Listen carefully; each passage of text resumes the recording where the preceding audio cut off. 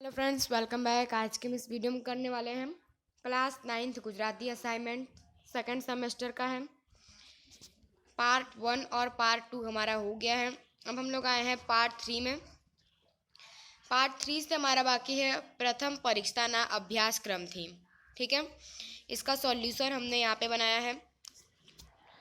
First question है, लेखक ने आंजળી મટાડવા ચશ્માવાળાએ सी સલાહ આપી। આન્સર है, લેખકને આંજળી થઈ હતી। તે બજારમાંથી આવતા જ હતા ત્યાં પડોશીની ચશ્માની દુકાનના માલિક એમને દીઠા। તે લેખક પાસે આવ્યા અને કહ્યું, ભાઈ સાહેબ, મારું કહ્યું માનો તો આ તમને આંજળી થઈ છે તે માટે એક ઝાંખા ગોગલ્સ પહેરવાની સલાહ આપી। सेकंड जो क्वेश्चन है वो आपका है, મોહને પિતાની ખાનદાની વારસો જાળવ્યો હતો। આ વિધાન સમજાવો। આન્સર है, મોહનના પિતા રામશંકર હતા। તેમની જમીન છેલ્લા 10 વર્ષથી મગન ખેડતો હતો। મગન તાડ, તડકો કે વરસાદ કશુંય ગણકર્યા વિના મહેનત કરતો। પરિણામે દર વર્ષે ફળો, શાકભાજી અને અનાજનો મબલક પાક થતો અને તેથી અઢળક કમાઈ થતી। મગનની મહેનતનો બદલો વાળવાનો શુભ વિચાર આવતા રામશંકરે મગનને જમીનનો એક કટકો કાઢી આપ્યો હતો। પરંતુ પાકું લખાણ થાય એ પહેલાં રામશંકર દેહ છોડ્યા। સ્વજનોએ મોહનને જમીન પાછી લઈ લેવા ચડાવ્યો। સ્વજનોની હાજરીમાં મોહને મગનને ધમકાવ્યો અને તેની પાસેની જમીન તેની છે તેવો કોઈ આધાર, કોઈ લખાણ હોય તો બતાવવા કહ્યું। પછી તે કાગળ પર સહી કરાવવા કહ્યું। મગને સહી કરી। મોહન બોલી ઉઠ્યો, આજથી આ જમીન કાયદેસર તારી થઈ ગઈ। લે સાચવ આ તારી દસ્તાવેજ। સ્તબ્ધ સ્વજનોએ પ્રશ્નસૂચક નજર માંડી એટલે મોહને મગનને ખભે હાથ રાખી કહ્યું, હું રામશંકરનો દીકરો છું। આ રીતે મોહને ખાનદાની વારસો જણાવ્યો અને આ રીતે આ પાઠનું શીર્ષક વારસાગત યોગ્ય છે। थर्ड जो नंबर आता है आपका है, लंडन मुलाकातना लेखकना अनुभव वर्णवो। तो आंसर है, लंडननी मुलाकात दरमियान लेखकने गुजराती भाषा अने संस्कृतिना केटलाक कड़वा अनुभवो थया।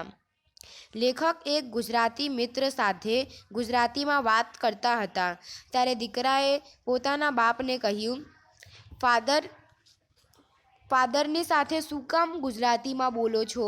एमने अंग्रेजी आवड़े छे। बीजा एक घर में मम्मीए क्यांक कार्यक्रम जवा सुंदर साड़ी पहरी तो दीकराए मम्मी ने कह्युं, मम्मी साड़ी न पहरे तो न चाले, तू साड़ी पहरे ते मने बिल्कुल गमतुं नथी, जरा ड्रेस बदली आवो ने। त्रीजा एक घर में बहनों मिलन हतुं। एनी शरूआत प्रार्थना थी करवानी हती।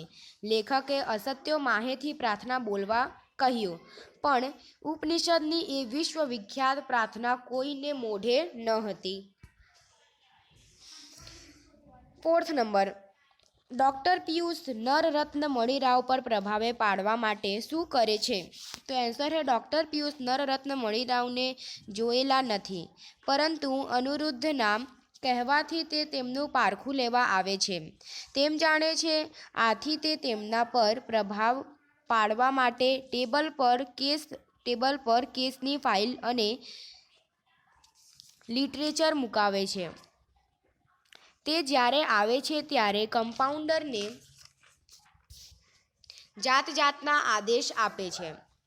तेमणे पीयूष ड्रॉप्स नामनी नवी शोध करी छे तेम जणावे छे।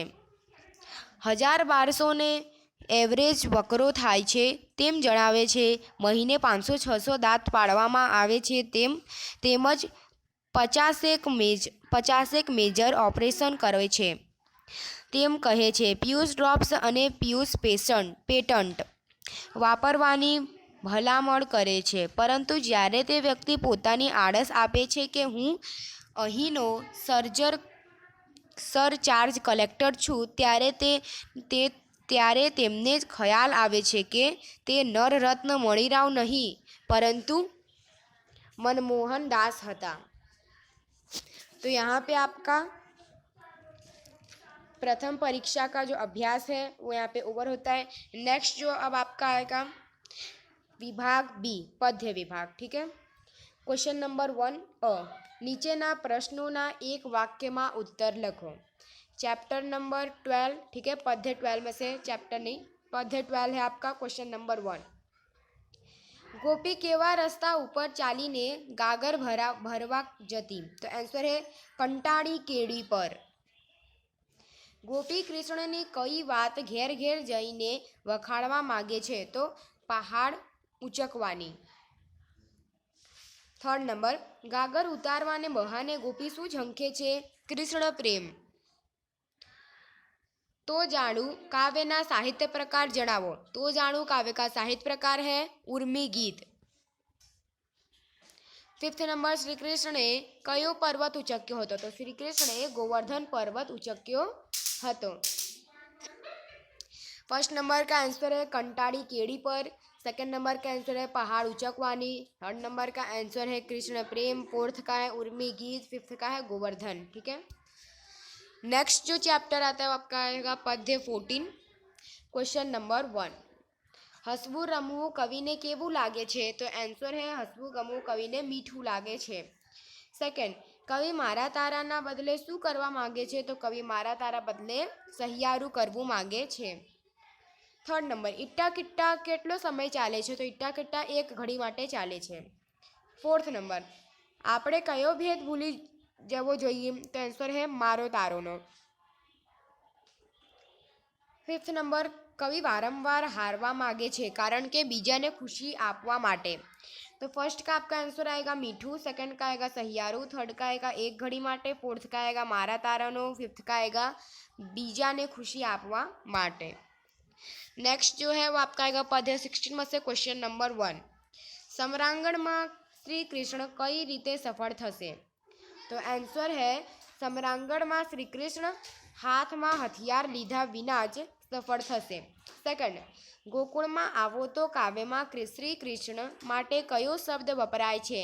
तो आंसर है गोकुल में आवो तो काव्य में श्री कृष्ण माटे कान, श्याम अने माधव शब्द वपराय छे। थर्ड नंबर, वगर हथियारे श्री कृष्ण क्या फाव्या हता? तो वगर हथियारे ते सम्रांगण में ज फाव्या हता। फोर्थ नंबर, राधाए श्याम ने पत्र शेमा लख्यो छे? तो राधाए श्याम ने पत्र कदमना પાંદડા ઉપર रख्यो छे। फिफ्थ नंबर, गोकुल में आवो तो काव्य में कोण कोने पत्र लख्यू छे? तो आंसर है गोकुल में आवो तो काव्य में राधाए श्याम ने पत्र लख्यू छे। तो यहाँ पे आपका चैप्टर पद्य 16 ओवर होता है। अब आता है पद्य 18, क्वेश्चन नंबर 1, घर अने शेरी ने जोड़वानुं काम कोणे कर्यु छे? तो आंसर है घर अने शेरी ने जोड़वानुं कार्य दीकरीए कर्यु छे। सेकंड नंबर, दीकरी जता सौनी आँखों केवी थई गई? तो आंसर है भीजाई गई। थर्ड नंबर, दीकरी जाता केवुं लागतुं? तो आंसर है गोखेथी दीवो गया। फोर्थ नंबर, कविए दीकरीने घरनुं शुं कह्युं छे? तो आंसर है मीरांत। फिफ्थ नंबर, दीकरीनी विदाय काव्यनो साहित्य प्रकार जणावो। तो दीकरीनी विदाय काव्यनो साहित्य प्रकार छे गीत। ठीक है, चैप्टर नंबर 18 का क्वेश्चन नंबर 1 का आंसर है दीकरी है। सेकंड का है भिंजाई गई। थर्ड का है गोखे थी दीवो गयो। फोर्थ का है मीरांत और फिफ्थ का है गीत। तो यहाँ पे आपका पद्य 18 भी फिनिश होता है और इसी के साथ आपका पार्ट 3 भी ओवर होता है। वीडियो अच्छा लगा तो लाइक कीजिए, सब्सक्राइब कीजिए और शेयर कीजिए।